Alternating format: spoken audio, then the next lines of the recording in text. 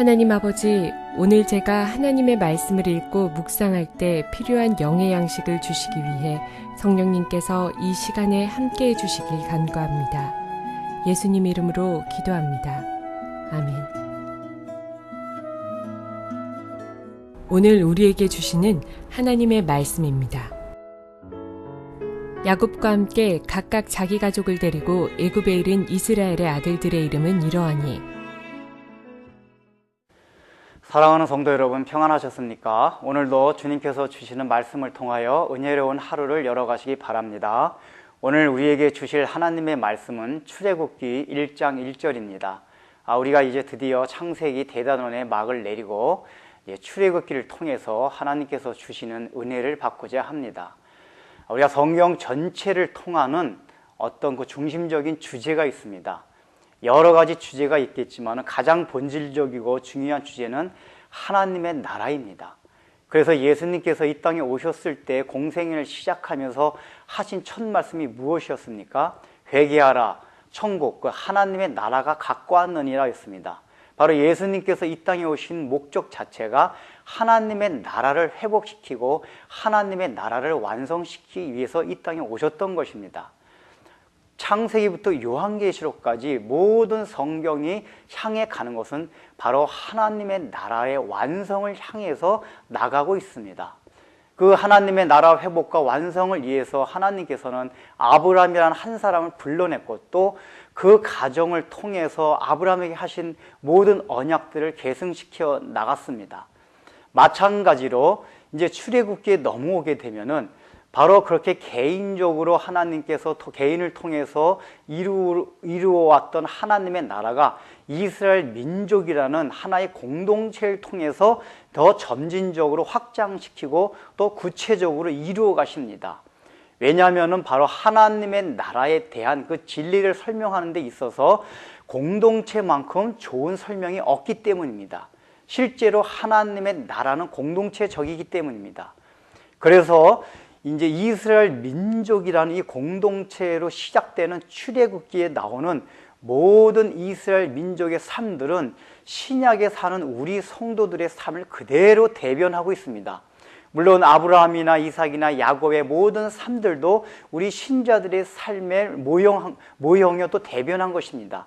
그러나 이스라엘 민족이라는 이 공동체로 설명되는 그 지금 하나님의 설명은 더욱더 구속의 진리나 하나님 나라에 대한 그 계시를 더 확실하고 구체적으로 보여주고 있습니다.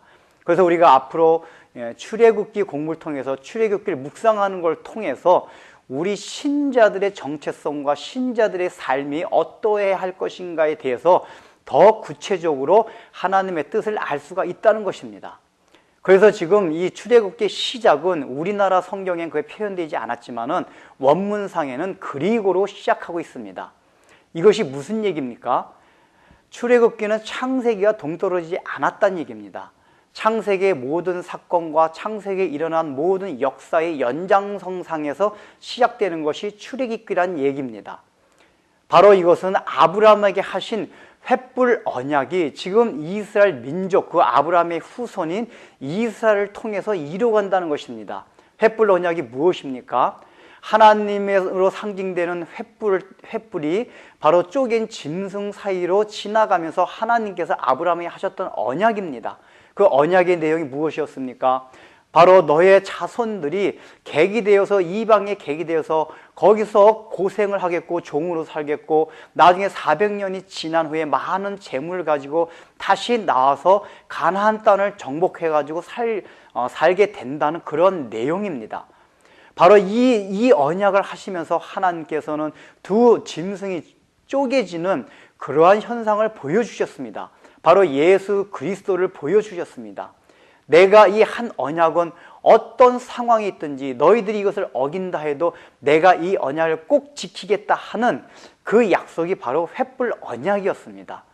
바로 지금 출애굽기, 여기 그리고라고 시작되는 이 출애굽기 시작에서 나타나는 의미가 무엇이냐면 하나님께서 아브라함에게 하셨던 그 횃불 언약이 그대로 연장되어서 이스라엘 민족 공동체에게 그대로 나타내시겠다 하는 겁니다. 이것이 왜 중요합니까? 지금 이스라엘 민족은 요셉의 보호 아래서 애굽에서 잘 살고 있었습니다. 그런데 어느 날 문득 노예라는 그러한 신세로 전락하고 말았습니다. 이것이 지금 이스라엘 백성들이 생각할 때는 굉장히 억울하고 굉장히 한탄할 노릇일 것입니다. 우리가 어찌하다가 이렇게 노예까지 되었는가라는 그런 생각을 하고 있었을 것입니다. 그들이 광야 생활에 나갔어도 우리가 왜 지금 광야에서 이런 고생을 하고 있나, 이런 여러 가지 생각을 했을 것입니다.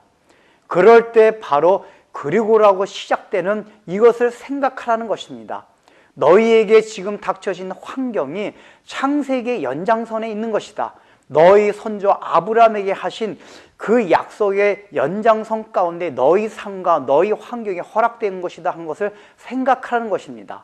그 선조에게 하신 그 약속대로 반드시 하나님께서 가나안을 허락하신다는 것을 지금 이스라엘 백성들로 하여금 기억하게 하는 것입니다.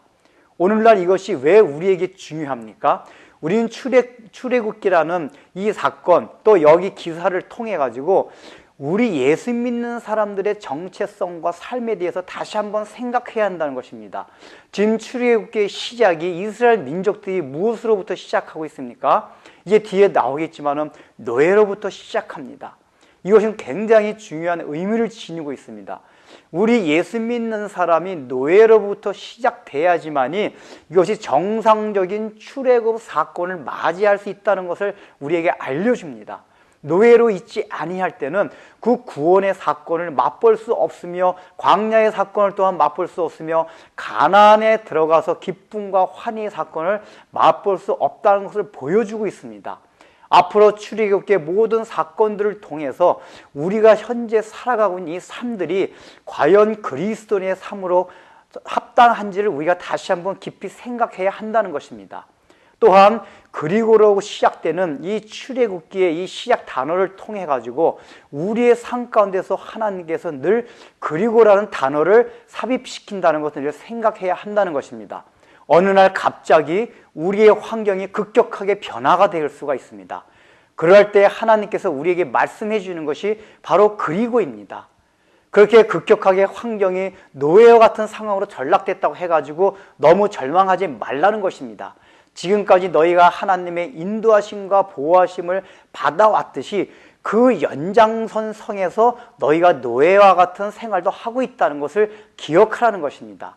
또한 더 나아가서는 하나님께서 그렇게 약속하셨듯이 나중에 가나안이란 하나님의 그런 소망을 주는 그러한 약속을 반드시 이루어 주신다는 것을 절망 가운데서 생각하라는 것입니다.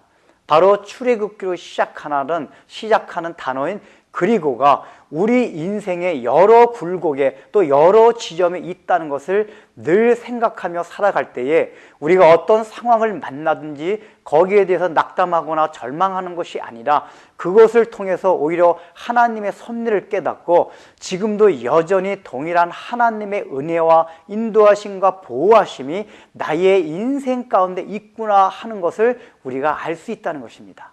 기도하겠습니다. 하나님 아버지, 지금 출애굽은 그리고라는 단어로 시작하고 있습니다. 창세기에서 일어났던 모든 사건과 역사들이 그대로 연장선상에 있다는 것을 말해주고 있습니다. 우리의 삶 가운데서도 우리가 급격한 환경과 상황을 만날 때 당황할 수도 있고 절망할 수도 있지만은 주님께서는 그때 절망하지 말고 그리고라는 단어를 생각하라고 하십니다.